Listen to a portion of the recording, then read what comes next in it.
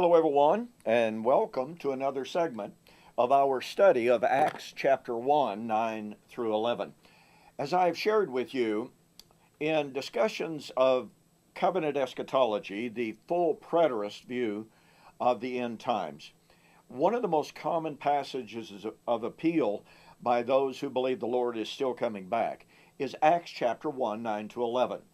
After spending 40 days with his disciples, Jesus gathers them together for final instruction and then ascends into the heaven.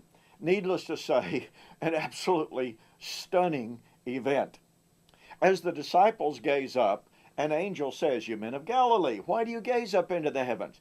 This same Jesus, whom you have seen taken from you into the heavens, will come in like manner as you have seen him go."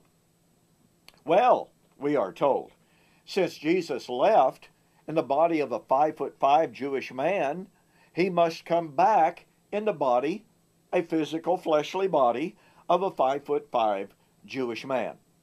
As I have shared with you, I believe that is a gross misuse of Acts chapter 1. I think it fails completely to understand the entire context, the prophetic background to Acts chapter 1, the correlation and conflation of Acts chapter 1 with motifs in the New Testament, the rest of the New Testament, in the Gospels, as well as in the epistles. In this particular segment, I want to share with you that Acts chapter 1, by everyone's admission, is dealing with the concept of the absent master, the absent Lord. I mean, that's pretty obvious, isn't it? Here he is taken up, he's taken away. And therefore, when we look at Acts chapter 1, what we can do from there is to examine Jesus' own parabolic teaching in which he sets forth the idea of the absent master and see if his own teachings in regard to his absence and then his teaching about his return from that absence gives us any insight into when and in what framework, what context, that return would be. I mean, after all, we cannot take Acts chapter 1 without some incredibly powerful contextual justification for doing so. We cannot take it in total isolation from what Jesus said in his parables, from what the writers of the New Testament in the epistles said in those letters. What is our justification, or what would be our justification for saying, okay, what we have in the parables, what we have in the epistles, that's one thing. What we have in Acts chapter 1, that's a totally different thing. You know, N.T. Wright hints at this in his discussions of Matthew 16, 27, 28, the coming of the Son of Man, in judgment, in the kingdom, on the clouds, etc., etc. Well, that was in AD 70. Matthew 24, 29 to 31. The coming of the Son of Man on the clouds of heaven with power and great glory and judgment. Oh yeah, that's AD 70. Oh, but wait, when we come to Acts chapter 1, that's a totally different coming. Really? What's the justification for this? Where's the evidence? I think Milton Terry expressed it very, very well when he approached Acts chapter 1. And he challenged the readers in the 19th century with the challenge of saying, upon what authority do we divorce Acts chapter 1 from all of the time statements of the rest of the New Testament, which unequivocally stated that Christ's parousia was to be in the first century? How do we divorce the coming of the Lord in Acts chapter 1 from all of these other texts which place the return of the Master within a certain historical context? I think Milton Terry's challenge is very appropriate.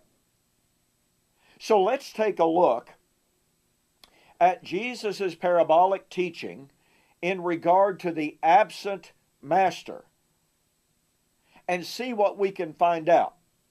The very first passage that I want us to look at is Matthew 25, verse 1 to 13, as well as Matthew 25, 14 and following. Now, we actually have two stories here. We will examine the very first part in more detail in another segment. But what I want to do at this particular juncture is notice that we have the absent bridegroom. The bridegroom, it has announced the proclamation of the wedding. He is on his way for the wedding. You have 5 wise, you have 5 foolish virgins who are supposed to wait until the announcement, the bridegroom comes. They would go out to meet him and accompany him to the actual wedding banquet. Now, I'm not going to say a whole lot about the wedding at this point because, as I've already suggested, in another entirely independent discussion, we will demonstrate that the motif of the wedding cannot be separated from the coming of the Lord in AD 70. Now, just hang on to that thought.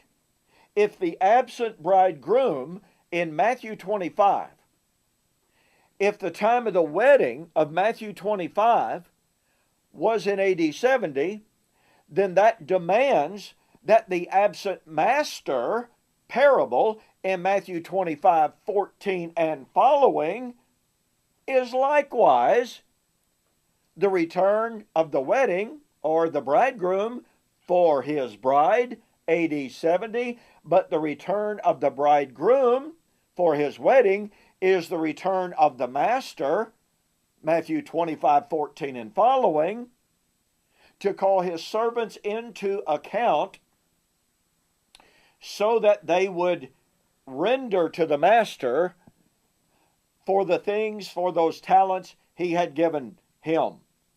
So right from the very beginning, in our study of the absent master, we must conflate that concept, okay, with the concept of the bridegroom. Now let me ask you, is Acts chapter 1, the absence of Jesus there, going away, is that not, number 1, is that not John chapter 14? You believe, let not your hearts be troubled. You believe in God, you believe also in me. In my Father's house are many dwelling places. I go to prepare a place for you.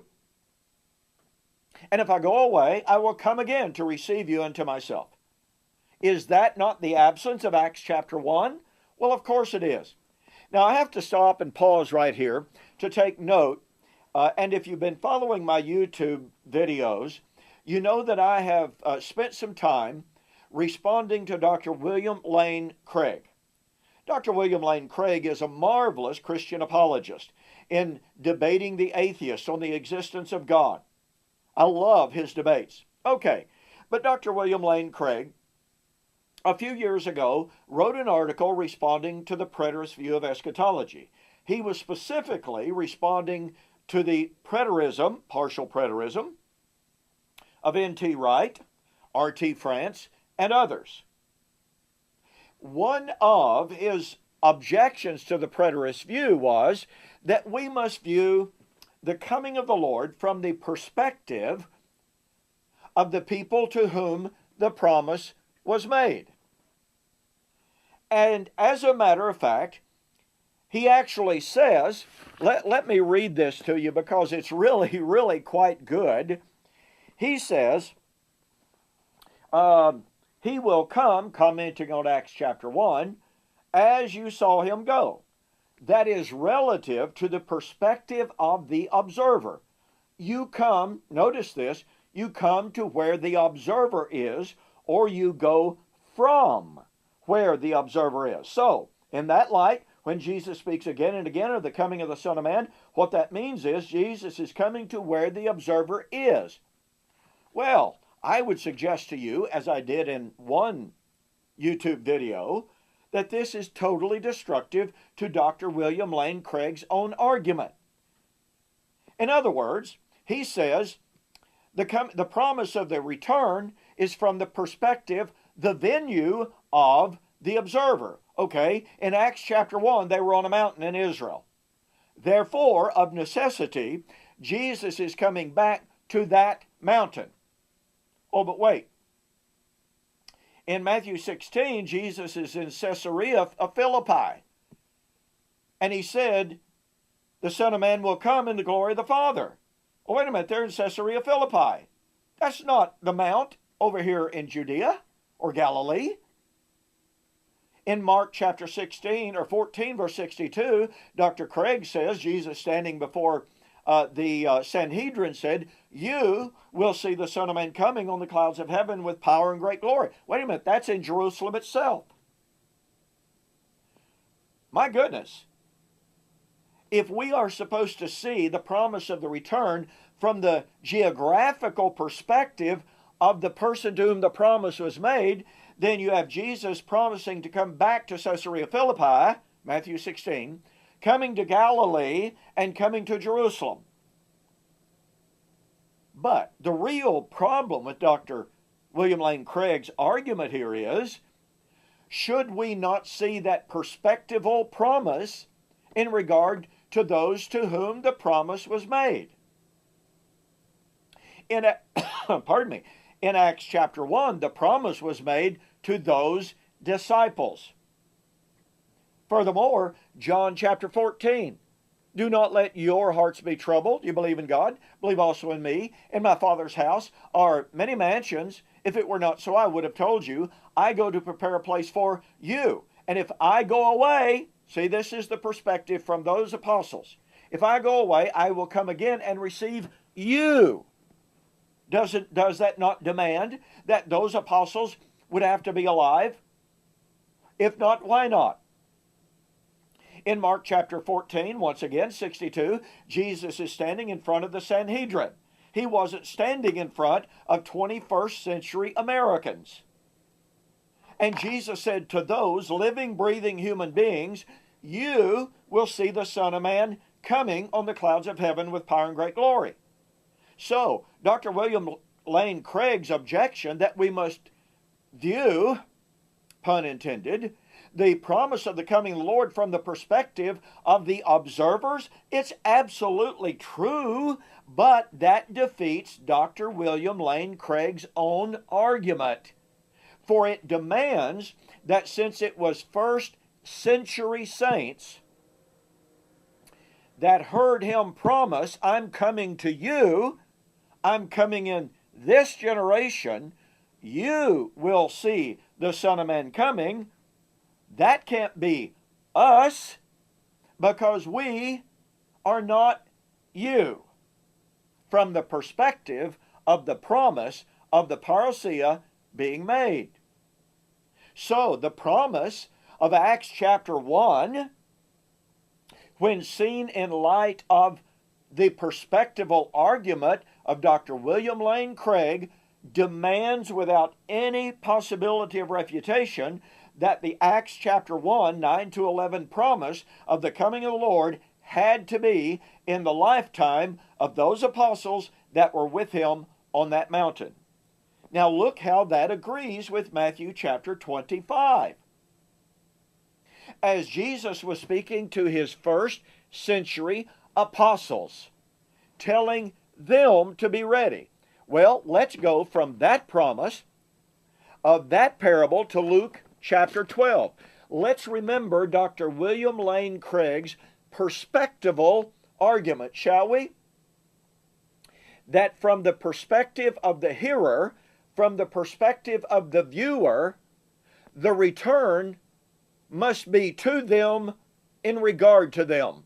Now, by the way, it's interesting that Dr. Craig really didn't focus on the perspective of the hearer that much.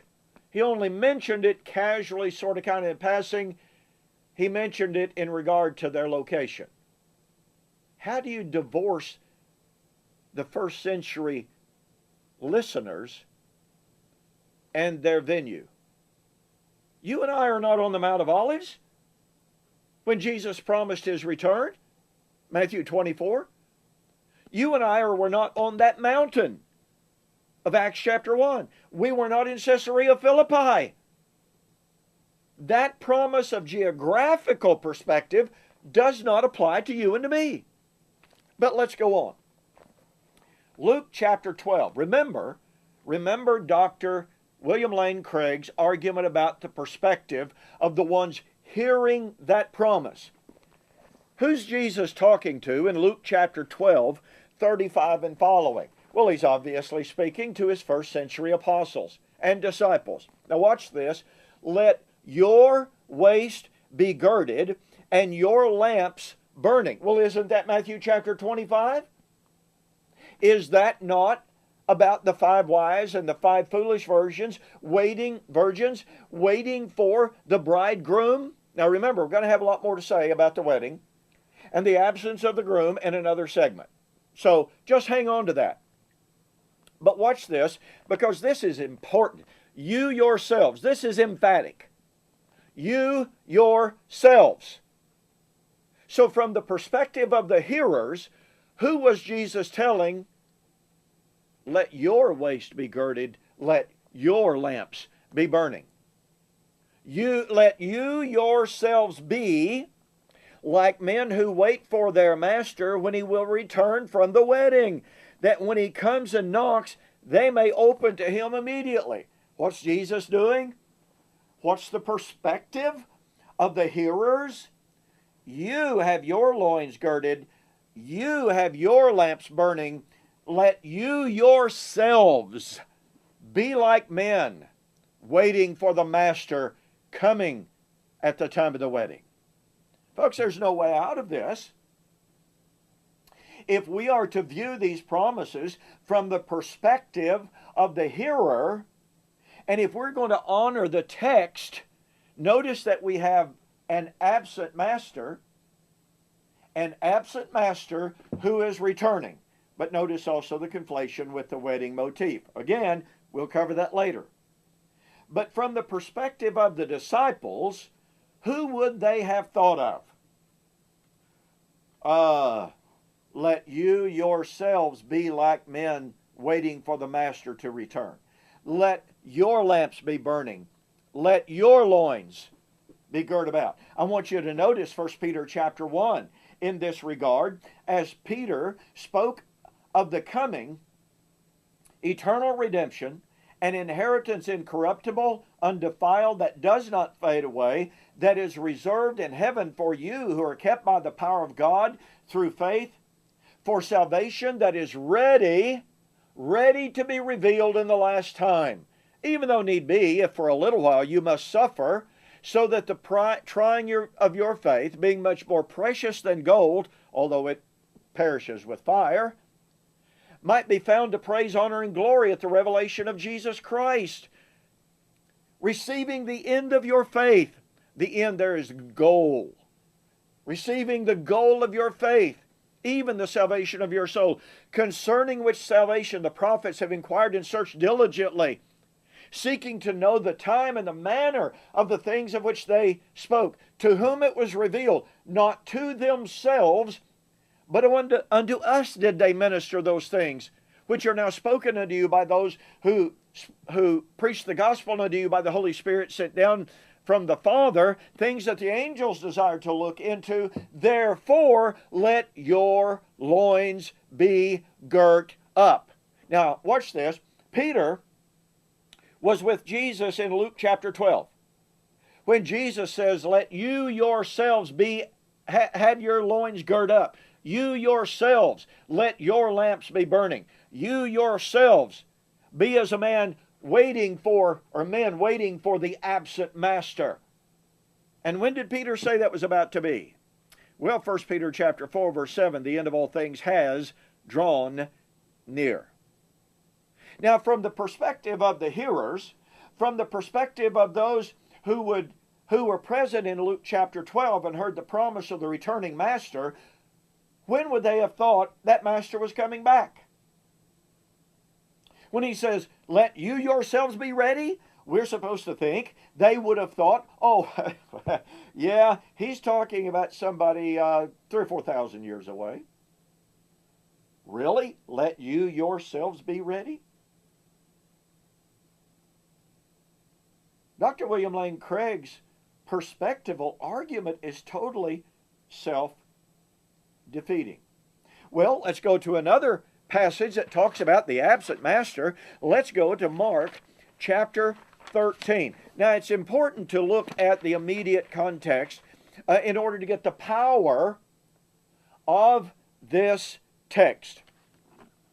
I want you to notice that Jesus is departing from the temple. The disciples begin to show him the beautiful, the magnificent beauty of that temple and the size of the stones. And Jesus says, well, do you not see all of these things? The time is coming in which not one stone will be left standing on another. Now, notice what the disciples said. As he, that is Jesus, sat on the Mount of Olives opposite the temple, he's looking back west, Peter, James, John, and Andrew asked him privately, tell us, when will these things be, and what will be the sign when all these things will be fulfilled? All of what things? The only things that's mentioned is the destruction of the temple. That's the only thing mentioned. And somebody says, well, yeah, but Matthew chapter 24 adds the coming of the Lord. No, it doesn't add it. You see, in the mind of the apostles, trained in, couched in Old Covenant language, Old Covenant thought, Old Covenant prophecy, the end of the age, the coming of Yahweh, is directly connected with the fall of Jerusalem. Do you know one of the greatest tragedies of biblical interpretation in modern times is the view that when the disciples asked Jesus about his coming in the end of the age, in response to his prediction of the fall of Jerusalem, fall of the temple, was, well, you know, the disciples were just confused. They were just ignorant. Well, I want to suggest to you ever so kindly that it wasn't the disciples that were confused. It wasn't the disciples that were ignorant. Now, am I saying the disciples never were ignorant or confused? No, I'm not saying that at all. But you want to hear something remarkable. On other occasions, when the disciples were confused, how do I know they were confused? Because Jesus said so. John chapter 14. Jesus says, if you've seen me, you've seen the Father. And Judas says, Lord, show us the Father. And it's just Jesus goes, oh my goodness gracious. Judas, have I been so long with you and you still don't get it? Luke chapter 24. Jesus is walking with two disciples. And he says, guys, what's going on? That's the Oklahoma translation. And they say, are you a stranger in these parts? You don't know what's been going on about this Jesus of Nazareth? How our leaders have taken him, crucified and slain him. Besides this is the third hour of the day, and we thought it was he that was going to redeem Israel. These disciples are totally discouraged. You know what Jesus' response was? Luke 24, 26 and following. Oh, foolish and ignorant, that you do not understand the Scriptures, how it was necessary for Christ to suffer these things. Now, how do I know those disciples did not understand? Well, Jesus called them ignorant of the Scriptures. That's how. In other places, in John chapter 2, Jesus is in the temple. Jesus said, destroy this temple, and in 3 days I'll raise it up. The Jews are going, you're crazy. This temple's been under construction for 46 years. And you're going to say, destroy this temple in 3 days, I'll raise it up? Now, notice that John gives us a little editorial note written after Jesus' death, burial, and resurrection. And John says, after his resurrection, the disciples understood he was speaking of the temple of his body. So, my point is this. We know the disciples were confused on other occasions because the Bible emphatically and specifically tells us so. Where do we find such confusion in Matthew chapter 24? In which Jesus predicted the fall of Jerusalem, more specifically the temple, and the disciples connected that with his coming in the end of the age. Why did not Matthew say, well, the disciples were just really confused? Everyone knows they're not connected. We find no such words. Why do we not find a statement that says, after they received the gift of the Holy Spirit, they understood. They were confused back then. We find no such statement. Listen, folks, if we're going to say the disciples were confused or ignorant in Matthew chapter 24, the burden of proof is on us. And couple that with the fact that in all of these stories that we have, in which we are specifically told the disciples were confused, and that kind of statement is missing from Matthew 24, we have no contextual justification for making the claim. Now, what's my point in this? My point is, the disciples link the coming of the Lord and the end of the age with the fall of Jerusalem. Now, I'm not going to document at this time that is a correct link, but I would recommend that you get my book, Like Father, Like Son, on Clouds of Glory, in which I discuss this at length. I demonstrate that there is absolutely a tremendous connection, a perfect connection between the coming of the Lord and the judgment of Jerusalem in the Old Testament, and the disciples understood that perfectly. Okay. Now, what we have in Mark chapter 13 is this same identical scenario. We have this identical scenario in which Jesus is predicting the fall of Jerusalem, the destruction of the temple. And the disciples ask him, tell us, when shall these things be? What will be the sign of these things? You see, these things correlates perfectly with, tell us when shall these things be? What shall be the sign of your coming in the end of the age? Now, let's correlate that with the promise of the absent master. Remembering that Acts chapter 1 is the story of the absent master. No one denies this. Okay, now watch. In Mark chapter 13, does Jesus predict his coming? Now remember, the disciples have asked about one thing. One thing only. Matthew tells us that one thing is the coming of the Lord and judgment of the temple. Well, Mark chapter 13 says, in those days after that tribulation, the sun will be darkened, the moon will not give its light. This is directly, perfectly parallel with Matthew 24, 29 and following. The stars of heaven will fall, the powers in the heavens will be shaken. They will see the Son of Man coming in the clouds with great power and glory. He will send his angels and gather together his elect from the four winds, from the farthest part of the earth to the farthest part of heaven. You see, perfect correlation. Now watch this. Now learn a parable from the fig tree. When its branch has already become tender, it puts forth its leaves, you know that summer is near. So you also, when you see these things happening, know that what? The parousia. He has given the signs of his parousia. He has given it the signs of the coming of the Lord. He has given signs of the coming of the kingdom. And he says, when you see those signs, know that the coming of the Lord of verses 24 and following, verse 30 now, assuredly I say to you, this generation will by no means pass away until all, not only the signs but the parousia, will by no means pass away until all these things take place. Heaven and earth will pass. My word will never pass away. But of that day and hour, you see, he said generation, but now he's refining it. He's telling you can't know the specific day and the hour, but of that day and hour knows no man, not even the angels in heaven, nor the Son, but only the Father. See my discussion of this text in Like Father, Like Son on Clouds of Glory. Now watch. Take heed, watch and pray, for you do not know when the time is. Now watch. It is like a man going to a far country who left his house and gave authority to his servants and to each his work and commanded the doorkeeper to watch. Watch therefore, for you do not know when the master of the house is coming in the evening, at midnight, crowing of the rooster, or in the morning, lest coming suddenly, he find you sleeping. And what I say to you, I say to all, watch. Wow, do you catch the power of this?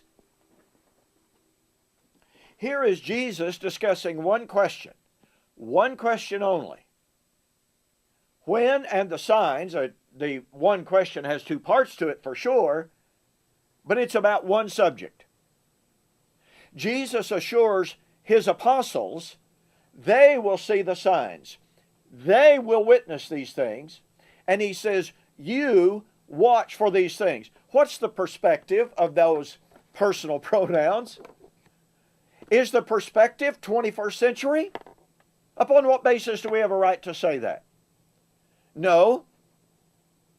He is using that personal pronoun, and boy, this is so powerful. But he tells them, assuredly I say to you, this generation will by no means pass away until all of these things take place. And he says, take heed, watch and pray, for you do not know the time or when the time is. They know the generation, they don't know the day and the hour.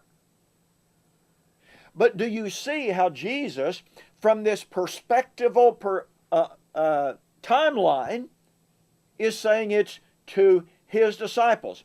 He is saying that his absence and his return is in direct relationship to his discussion of the fall of Jerusalem, his coming in the judgment of Jerusalem. Let's look at one more text. Now, there are many others, obviously, that we could look at, but I want you to take a look at Luke chapter 19. Now, remember, folks, we're dealing with the absent master concept. Everyone that I'm aware of agrees that Acts chapter 1, 9 to 11, Jesus ascending into the heavens, making the promise of the return, is dealing with the absent master motif that we find in Jesus' parabolic statements. This absent master is 1 Thessalonians chapter 4. It is 1 Corinthians 15, 19 and following. It is Revelation chapter 1, verse 7. It's the absent master motif. Now watch Luke chapter 19. Jesus had just said to Zacchaeus, salvation is coming to your house this day. Now look, you have to understand, we have to understand that in the Jewish mind, salvation equaled resurrection, salvation equaled the kingdom. So here's Jesus promising Zacchaeus, salvation is coming to your house this day. The Pharisees heard that. As they heard these things, that's the Pharisees and were standing around. He spoke another parable because he was near Jerusalem and because they thought the kingdom of God would appear immediately. Where did they get the idea? Because they linked kingdom and salvation, kingdom and resurrection, kingdom and coming. Now, all of those were true, but you see, there had to be an initiation of the process and the consummation of the process. But notice, they thought the kingdom was coming immediately, from the Greek word parakrema, which means right then, right there. Now watch. As they heard these things, he spoke another parable because he was near Jerusalem, and because they thought the kingdom of God would appear immediately. Therefore, he said, a certain nobleman went into a far country, now watch this, to receive for himself a kingdom and to return. Absent master. So he called 10 of his servants, delivered to them 10 minas, and said to them, do business until I come.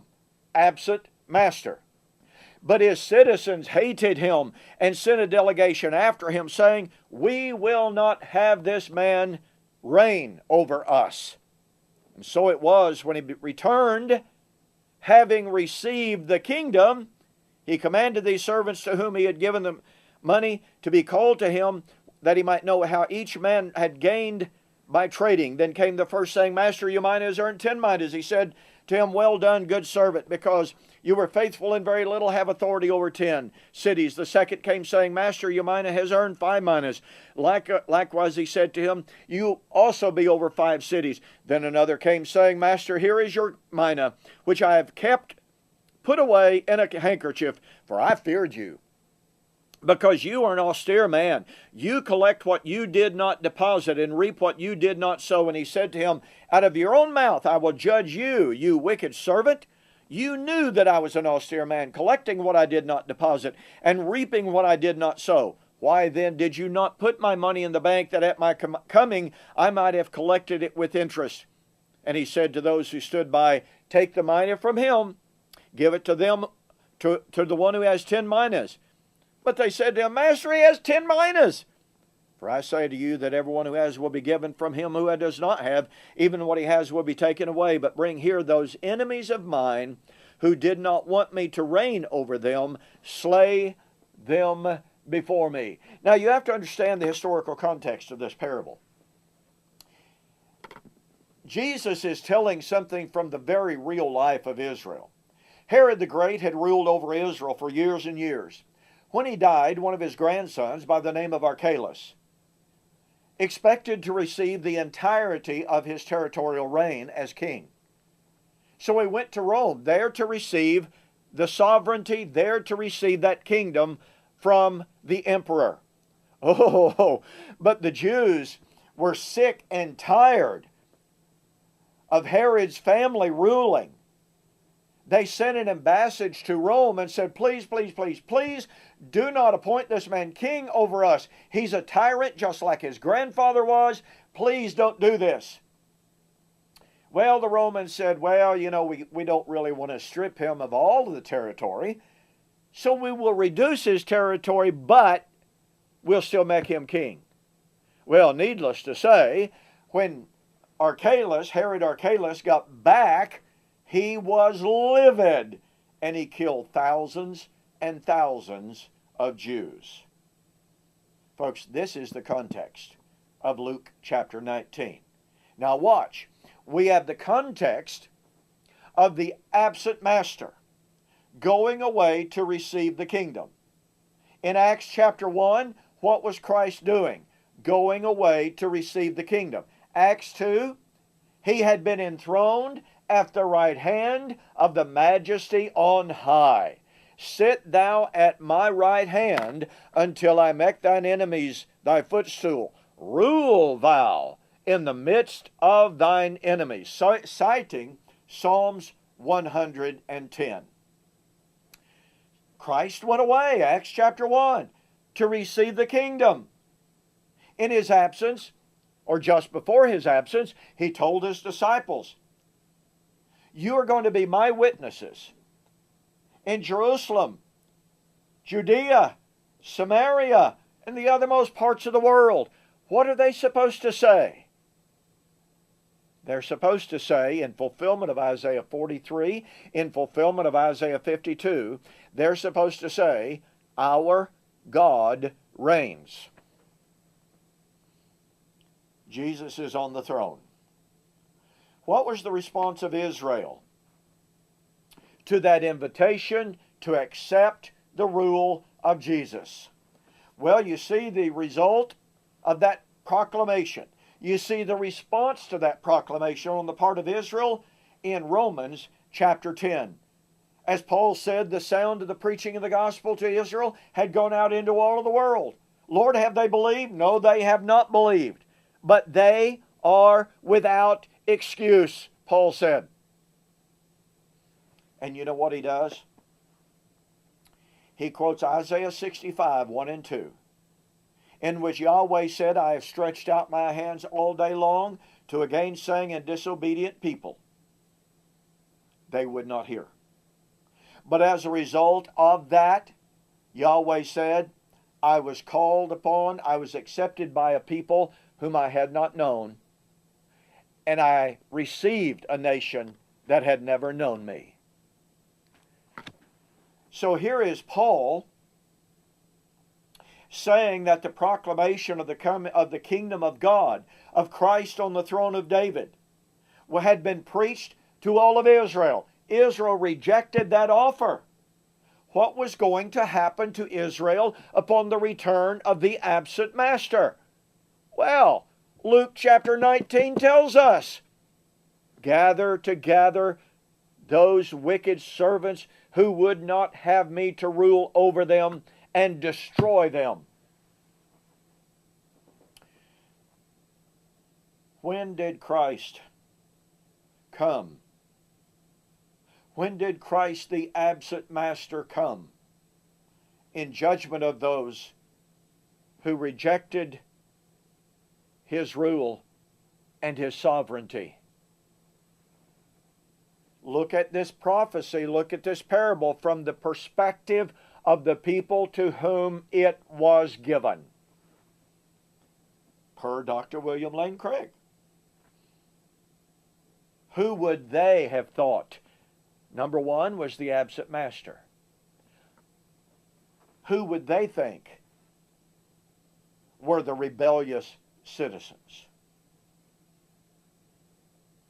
They would think of one people to whom the kingdom offer was made, who rejected that offer, who were about to be judged in that generation at the return of the absent master.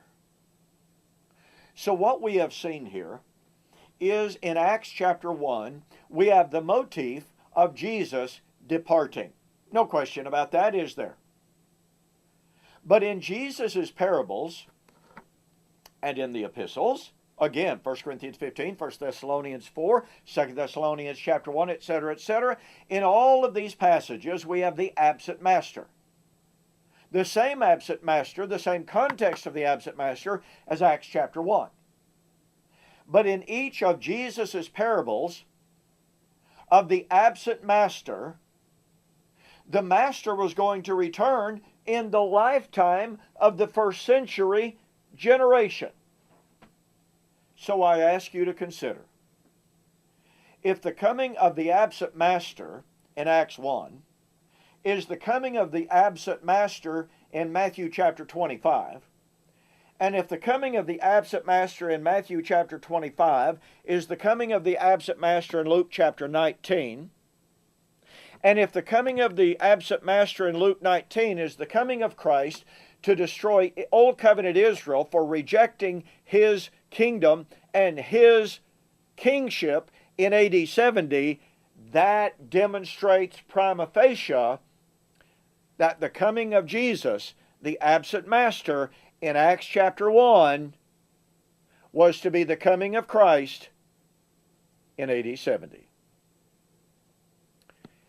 You know, folks, unless we can remove the parables from any relationship with Acts chapter 1, unless we can prove that there is a different perspectival view of the coming of the absent master in the parables, which have absolutely, definitively, irrefutably with that first century generation, unless we can divorce these parables and the promise of the coming of the absent master from the promise of Christ's return, the absent master, in Acts chapter 1. Unless we can make that dichotomy, unless we can have that divorce, unless we can have that division, Acts chapter 1, the coming of Christ in Acts 1, 9 to 11, was in AD 70. And you know, we got a whole lot more on Acts 1, 9 to 11. So, stay tuned and keep track in this series. This is good stuff.